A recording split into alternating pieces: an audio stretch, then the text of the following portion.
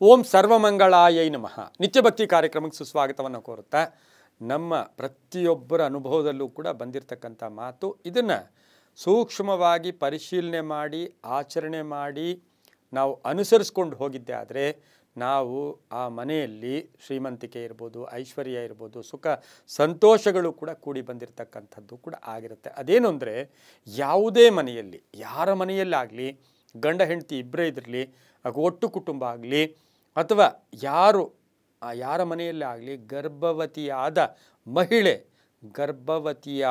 ಮಹಿಳೆಯನ್ನು ಸಂತೋಷದಿಂದ ಇಟ್ಕೊಂಡಾಗ, ಆಕೆ ನಗನಗ್ತಾ ಖುಷಿಯಾಗಿದ್ದಾಗ, ಎಷ್ಟೇ ಒಂದು ಹೊತ್ತಿಗೆ ಊಟಕ್ಕೆ ಸಂಪಾದನೆ ಮಾಡ್ಕೊಳ್ಳೋರಾಗಲಿ ಅಥವಾ ಹೇಳಿದ್ನಲ್ಲ ಆಗಲೇ ಗಂಡ ಹೆಂಡತಿಯರಾಗಲಿ ಇಬ್ಬರೇ ಇದ್ದಾಗಲಿ, ಯಾವ ಗರ್ಭವತಿ ಪ್ರಥಮ ಗರ್ಭವತಿ ಅಂತ ಗೊತ್ತಾದ 6 ತಿಂಗಳ ತನಕ ಆ ಮನೆಯಲ್ಲಿ ಕುಟುಂಬದಲ್ಲಿ ಸುಖದಿಂದ ಸಂತೋಷದಿಂದ ನಗುತ್ತಾ ಖುಷಿಯಾಗಿ ಇದ್ದಂತಹ ಮನೆ ಮುಂದೆ ಆ ಕುಟುಂಬಕ್ಕೆ ಐಶ್ವರ್ಯ, ಅದೃಷ್ಟ.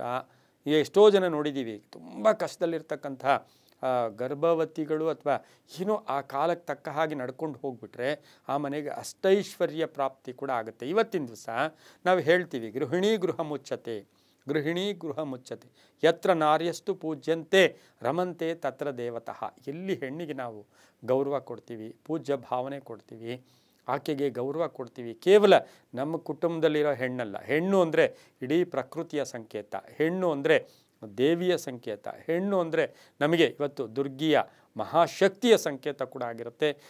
ಸಾಕ್ಷಾತ್ ದೇವಾನುದೇವತೆಗಳು ಬ್ರಹ್ಮ ವಿಷ್ಣು ಮಹೇಶ್ವರರಿಗೆ ಕೂಡ ಶಕ್ತಿ ಯಾರು ಅಂದರೆ ಹೆಣ್ಣೆ ಅಂತೆ. ಆ ಹೆಣ್ಣು ಅಂದರೆ ಶಕ್ತಿಯ ಸಂಕೇತ ಕೂಡ ಆಗಿರುತ್ತೆ. ಗರ್ಭವತಿಯಾದ ಹೆಣ್ಣು, ಯಾರು ಆ ಗರ್ಭವತಿಯಾದ ಹೆಣ್ಣಿಗೆ ಮನಸ್ಸಿಗೆ ನೋಯಿಸ್ತಾರೆ ಅಥವಾ ಏನಾದರೂ ತೊಂದರೆ ಕೊಟ್ಟರೆ ಅದು ಮಹಾಪಾಪ ಅಂತೂ ಕೂಡ ಶಾಸ್ತ್ರಗಳು ಹೇಳುತ್ತೆ. 180 ದಿನ ಅಂದರೆ 6 ತಿಂಗಳು ಸಂತೋಷ, ನಗುತ್ತಾ ಸುಖದಿಂದ ಮತ್ತು ದೇವತಾ ಒಂದು ಸ್ಮರಣೆ ಇರ್ಬೋದು, ಒಂದು ಒಳ್ಳೆಯ ಮನಸ್ಸಿರ್ಬೋದು. ಇನ್ನು ವಿಜ್ಞಾನ ಹೇಳುತ್ತೆ, ಯಾವಾಗ ಹೆಣ್ಣು ನಗುತ್ತಾ ಖುಷಿಯಾಗಿ ಒಳ್ಳೆಯ ಒಂದು ವಿಚಾರವಾಗಿ ಹೋದಾಗ ಮಗು ಕೂಡ ಅಷ್ಟೇ ಸದೃಢತೆಯಿಂದ ಜನನವನ್ನು ಕೂಡ ಪಡೆಯುತ್ತೆ. ಆದರೆ ಇವತ್ತು ಹೇಳ್ತಾ ಇರೋ ವಿಷಯ, ಹೆಣ್ಣು ರೋಧಿಸಬಾರ್ದು, ಗರ್ಭಿಣಿ ರೋಧಿಸಬಾರ್ದು, ಹೆಣ್ಣಲ್ಲ ಗರ್ಭಿಣಿ ರೋಧಿಸಬಾರ್ದು. ಆ ಗರ್ಭಿಣಿ ಅತ್ತರೆ ಕೋಪ ಮಾಡಿಕೊಂಡ್ರೆ ಅದು ಸಾಕ್ಷಾತ್ ದೇವಾನುದೇವತೆಗಳಿಗೆ ನೇರವಾಗಿ ಮುಟ್ಟುತ್ತೆ. ನಾವಿವತ್ತು ತಪಸ್ ಮಾಡಬೇಕು, ಪೂಜೆ ಮಾಡಬೇಕು, ಯಜ್ಞ ಯಾಗಾದಿಗಳು ಮಾಡಿ ಭಗವಂತ ಅಂತಂತೀವಿ. ಆದರೆ ಆ ಗರ್ಭವತಿಯಾದ ಹೆಣ್ಣು ಏನೂ ಬೇಡ, ಒಂದು ಸಾರಿ ಕಣ್ಣೀರಿಟ್ಟರೆ ಭಗವಂತ ಅಲ್ಲಿ ಬಂದ್ಬಿಡ್ತಾನೆ. ಹಾಗಾಗಿ ಇವತ್ತಿನ ದಿವಸ ಇವೆಲ್ಲವೂ ಕೂಡ ಅನುಭವಪೂರ್ವಕ ಮತ್ತು ಧನಾತ್ಮಕವಾಗೂ ಕೂಡ ಆ ಹೆಣ್ಣು ಯೋಚನೆ ಮಾಡಬೇಕು.